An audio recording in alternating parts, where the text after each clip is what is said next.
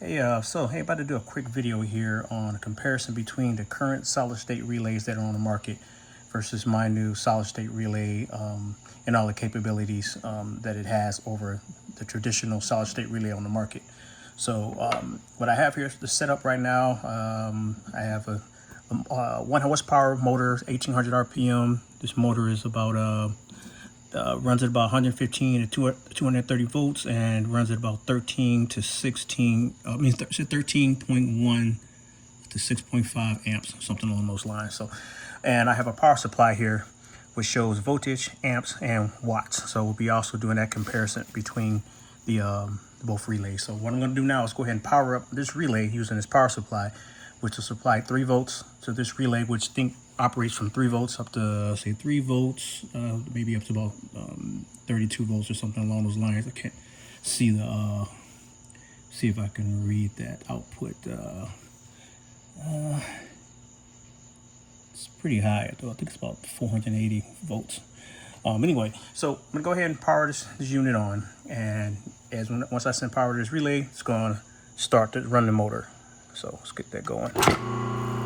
Okay, so as you can see, this relay is running at 3 volts, 0.008 amps, and 0.02, bouncing back between 0.02 to 3 watts. So first thing I'm going to do now is I'm going to reduce the voltage to this relay right here. So we're going to take it all the way down to 0.64 volts. So we're gonna go ahead and it'll probably turn off maybe at about a little under 2 volts maybe. Right now I'm reducing the voltage, and at some point the motor's gonna turn off. Okay, the voltage is too low, so about 1.7, 1.8 volts. The relay is no longer able to be energized to run the electric motor. So we're gonna take this all the way down. I think right now we'll take it to 1 volt. Okay, so right now 1 volt, and as you can see, the unit is off. So now I'm going to go ahead and disconnect the current relay that's on the market, and I'm going to connect my relay here, and then I'll explain all the features that it has. So go ahead and disconnect this. Disconnect the power supply. Okay, I'm going to, in real time, I'm going to take the heat sink, because this relay this electric motor here pulls a lot of current. So it requires a heat sink to not damage it. So go ahead and disconnecting this. Okay, and go ahead and connect this one here. And this is going to be some pretty big differences between this relay and what's currently on the market as far as features and capabilities. I didn't want to say them until I actually won't speak about it until I can actually show you all. Right now I just need to swap out these heat sinks. Okay, where's the screw? Almost there. This is and you got to make sure these things are sufficiently tight, because this 13 amp motor pulls a lot of current. Okay, all right, almost there. Okay, so got everything connected. So now I'm going to go ahead and connect this motor here to my relay. Okay, well, let me make sure it's off. Okay.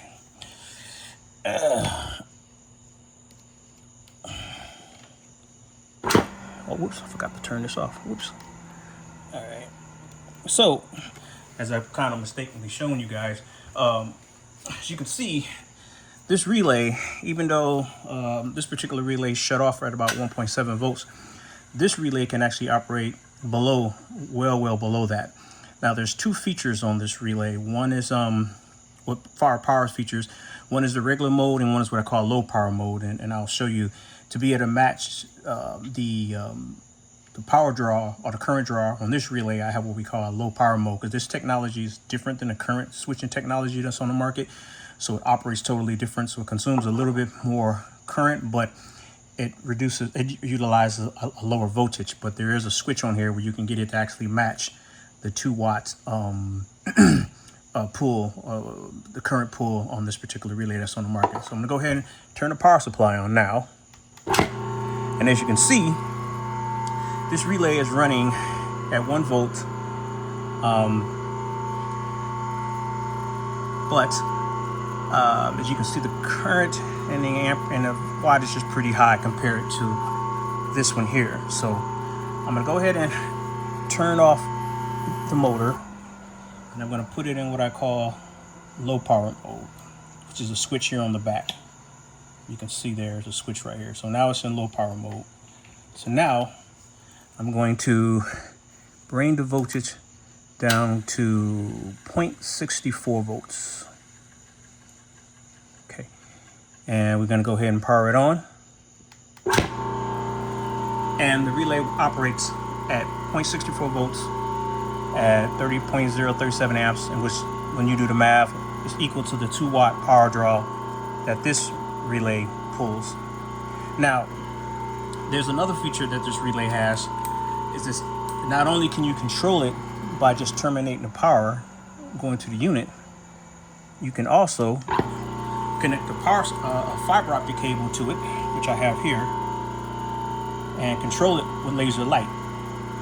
So I'm gonna go ahead and connect this fiber optic cable to this unit, and I have here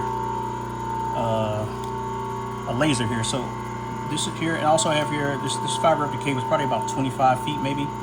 And the whole point of this is, if you want to be able to control this relay from a distance, you can control it simultaneously from the native power supply, and then also by just turning it off by exposing this fiber optic cable to the laser light. So I'm going to go ahead and connect this fiber optic cable to this laser here, and that turns the relay off.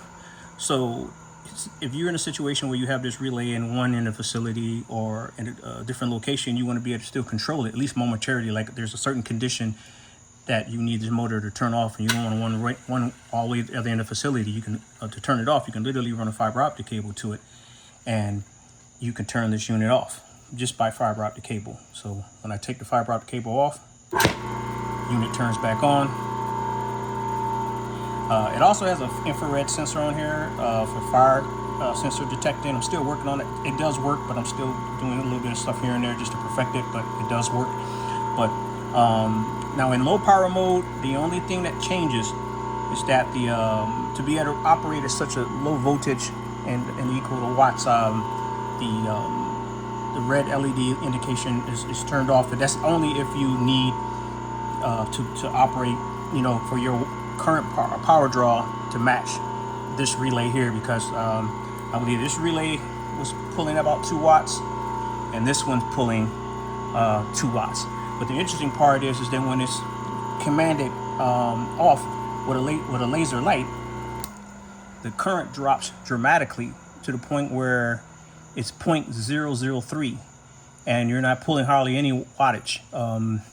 I believe this relay on the market, I think was maybe when it was running about 0.008. And this is right now, it's still on, but it's in a commanded off state right now. So it's still receiving power to this relay. It's just in a off state. So it requires less power, but it's still on. So take the fiber optic cable off, and the relay turns back on, and it equals the same wattage as the current relay that's on the market. And this is what I call low power mode. So I'm gonna go ahead and turn it off again. We're gonna go ahead and just really quick put it now. If current draw is not a big deal to you, now running the lower power, you normally wanna go ahead and switch this to turn our low power mode off. Take the power up to, whoops, I dug it. I'm going to take it up to about 1 volt. Well, I'll just say 0.9 volts. And you'll see when I power it back on. Let me turn the power supply on here. And right now the I'm gonna disconnect the fiber optic cable, and when it's not in low power mode, the LED turns on. If you need to know that. I mean, some people might not necessarily be watching this LED light. So the low power mode, it's pretty much the mode you want to use if you're trying to match the same current draw. Let me go ahead and set it back again to